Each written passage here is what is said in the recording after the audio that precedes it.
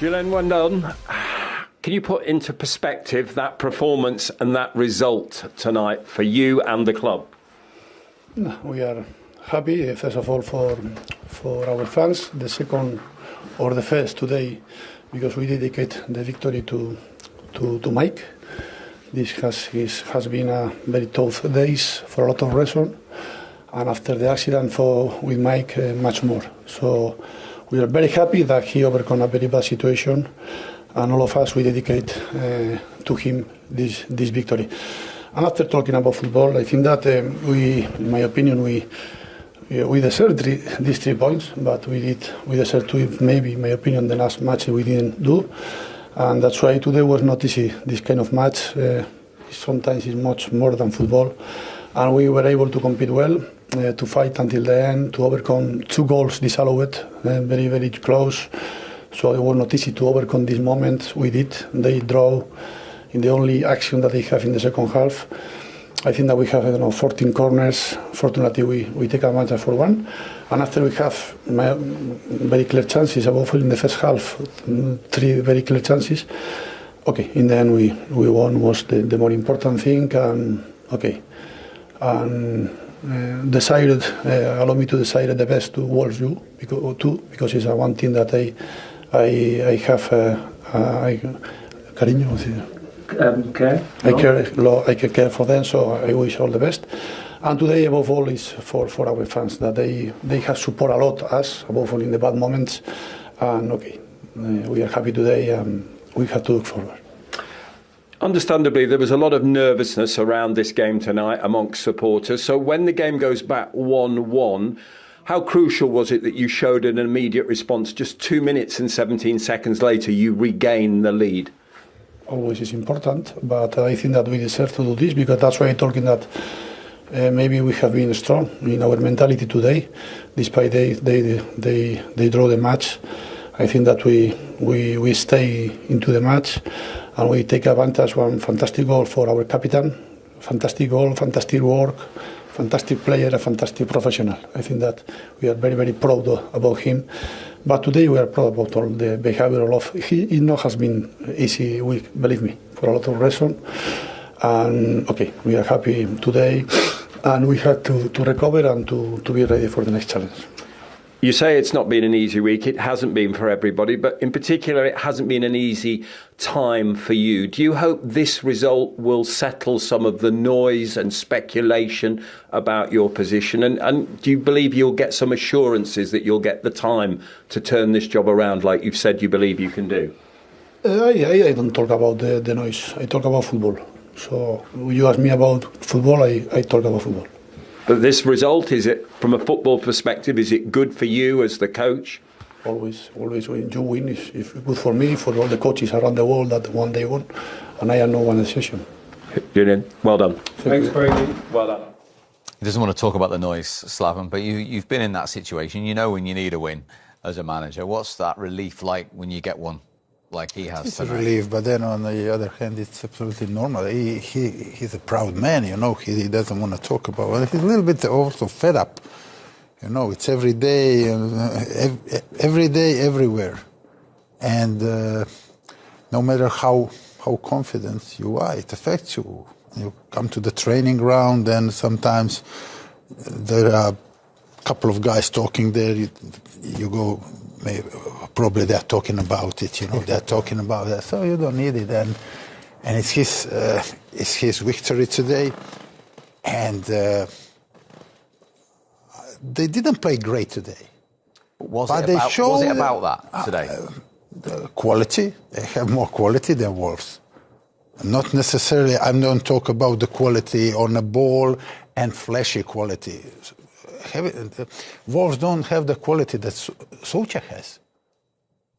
He wins every ball in the air. He scores the goal. He's a threat. 14 corners. If you have 40 corners for you, that's a reasonable chance this much space that you're going to score a goal. He's going to do something, Souček there.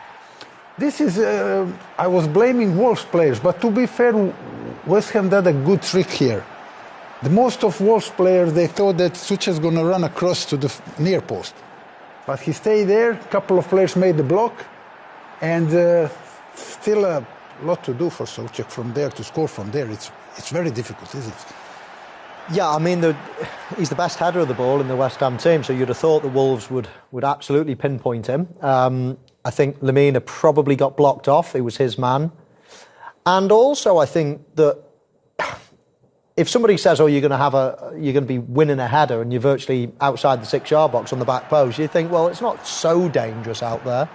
You see, Lemina's trying to get to his man, but he's way outside the 6-yard box here. It's virtually impossible to score. I mean, it's a fantastic header, really good, but you know, it's a long, loopy, slow ball. It's a long, loopy, slow header. It's a very disappointing goal to concede from Wolves. Exactly. Especially a set place, you know, it's not, we spoke about that during the game, it's not that West Ham played against some exotic team in the Conference League and you don't know about the players who are good in the air. Everybody knows that Souček is one of the, for years, we are talking now about 5 years, that he's one of the best players on set plays in the league. You gotta try, you have to mark Souček. You have to mark him, no matter where he's gonna be. And there was a little bit of nerves again when Wolves got the equaliser through Doherty. A rare attack for them, in all honesty, wasn't it? It was, yeah. I mean, this was a lovely finish. Lovely finish. We pick him up sort of, there he is, number 2, and he really wants this. I mean, Slaven mentioned a couple of players in the Wolves team that really wanted it tonight, and there was a few that didn't.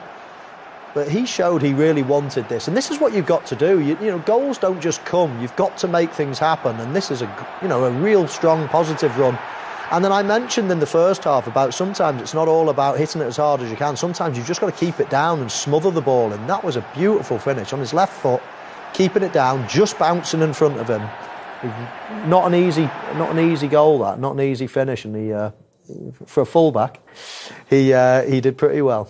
But Wolves' problem, as you alluded to right at the top of the show, they can't keep it tight at the back, can they? They can't keep it. I mean, you are 1 goal down, then you equalise. It's a nice goal, to be fair. Great finish, I agree. And then you are back in a game, away from home. You are happy with that point. And all you have to do, and it's not down to the manager. I'm talking about how the players should manage the game. They should go to each other like, listen, guys, it's 20 minutes to go. Not all we have to do, but next 5 minutes are major important. After, if we stay in for 5 minutes, after that West Ham will open. They have to open. They gotta win, however, and then we're gonna catch them on a break. You know, you can't. It's you know, you're back in a game, and then 2 minutes after you concede another one. It would be better if it had stayed 1-0 for West Ham, you know. Yeah. And it's easier said than done. I mean, you know, it's again corner. Jared Bowen, he actually knocks the ball in, but then, I mean, his skill and his precision and his finish, and I was lucky enough last season to do a bit of a masterclass of finishing with him. He is unbelievable at finishing. Both feet, in the air, he's exceptional. You know, the way he manipulates the ball, his balance, how he can wriggle into a free area then to get the shot off and then curl it into the bottom corner. Not many players can do that. It's special. It was a special goal to win again. And a special celebration as well. Yeah, a special moment for Michail Antonio. And he's a special player for this team, Slaven, because he continually steps up for moments like that. He's incredible. That's why we were talking about. I mean, he was by far, although Summerville also started the game really bright and brave. I mean, the quality that West Ham's got up front with those 3 goal-bound wingers. Not strikers, okay. Yeah. Goal-bound wingers. It's really, that's the reason why West Ham fans and board and everybody connected to West Ham is hoping like we should be not top of the table, but we should be better than they are at the moment, you know. And from 3 of them, this guy is doing that week in, week out for more than a couple of seasons, which is very difficult today because the people are marking him. The opposition knows who is the best West Ham player, and he's doing the same thing like Arjen Robben used to do, you know what he's going to do, and that's his quality. Everybody knows, even us. Everybody knows what he's going to do, but still he does it. Week in, walk out. So it's brilliant. So joy for West Ham. The other side of the story is, as I say, now double figures defeats for Wolves and their manager, Gary O'Neill. Gary, obviously a disappointing result, but overall the performance I didn't think was too bad. Your take on it? Yeah, no, we were okay. We were solid. Probably had the better chances. And a lot of decisions go against us. An awful lot of decisions go against us in a big game, in a big moment. That you need some of them to go your way, and you hope that they do. But today they didn't. Yeah, and the lads gave everything. We came up a little bit short again, which has been the story of the last few weeks for us, really. So proud of the players because they're obviously in a tough moment, and they're giving absolutely everything. As you saw again today, ready to fight, ready to scrap, ready to come away to West Ham and give them a real good game. But we needed to find a way to turn it our way today, and we didn't quite do that. Forgive me if I've missed anything, but was it the 2 penalty shouts that you're referring to in terms of the decisions that you didn't get? Yeah, I don't think. Well, I think there's 4. So I don't think it's a corner. The corner they score from. I think it comes back off Wan-Bissaka. There's a blatant foul in the build-up to West Ham's second goal on Santi Buena in the middle of the box. Unbelievably blatant. Santi's going to head the ball, and I think Mavropanos just climbs all over the back of him. And really surprised that wasn't given firstly and then checked. Mm-hmm. And then the penalty on Geddes is a blatant penalty, blatant. Emerson on a yellow card. Tracking back into the box, and there's a big shove into Geddes' back, which causes him to stand on the ball. So I think that was a penalty. And then there was a little one on JJ as well, which was small contact, but enough to make JJ fall over. So yeah, disappointed they didn't go away, but we have our own battles to fight. So I don't want to dwell on those, but have you had any explanation or conversation with the officials at all about that time? I'll try and go in. I will try and go in and have a chat with them, just to get their thoughts on how it ended up where it was. But yeah, I mean, it's not going to help us, is it? We need to find a way to turn the game in our favour, and a combination of us not quite doing enough and the decisions going with West Ham today have meant that we leave with nothing. Well, you didn't get the rub of the green with those. What about the nature of the first goal West Ham scored? That must have been really disappointing from that set piece. Yeah, really disappointed with the lads. We've had big issues with set plays, and the markers managed to lose Souček again. So that obviously there was nothing in it. West Ham were really struggling at that point. They didn't create anything at all, and then to give them a lift gives ourselves a mountain to climb again. So yeah, the lads have to do better from those situations. No suggestion that the players have lost faith in you, given the way that they were running tonight, though. No, they definitely haven't. We're together. We are together, and I give them big credit for that, because they know the situation. They know where we're at. They know the situation at the football club. They know some of the difficulties that we face, and me and the players are 100% connected in trying to do as well as we can. At this moment, it isn't quite good enough, but there is a long way to go. Certainly is. We've just got enough time to look at that big incident in the lead up to the second goal for West Ham. The challenge, he's talking a blatant foul on Buena. What do we think? Yeah, I get that one. He can feel hard done by. It was definitely not a corner for the first goal. I agree with that. That definitely could have been a foul. Definitely. You see he jumps and doesn't get the ball. So yeah, I would probably say that was a foul as well. So basically, leading up to both the West Ham's goals, he could feel hard done by there. It's no consolation, is it? I mean, when you're down there, it happens. For me, from all these 4 situations, I mean, the first one, nobody could notice that it wasn't a corner. Yeah. That's the first one. No way that VAR will interrupt them. It's not their job. 2 penalties, second one, no chance. The guy tripped a couple of seconds after. First penalty, I've seen them given, but then it was a slight push. Okay, this is for me the biggest one. This is a foul. Let's be honest. This is a foul. They didn't go Wolves' way, and they continue to stay in the bottom 3. Thank you very much indeed for your company tonight, Slaven. Michail, thank you. Where do you think West Ham and Wolves will end up in the Premier League table? Let's talk about West Ham Football Club. West Ham United has had a season marked by resilience and ambition in the 2024-25 Premier League campaign. Following their Europa Conference League triumph in 2023, the Hammers have displayed moments of brilliance and consistency, aiming for a top-half league finish while juggling European commitments. Under the guidance of Julen Lopetegui, the team's tactical evolution is evident.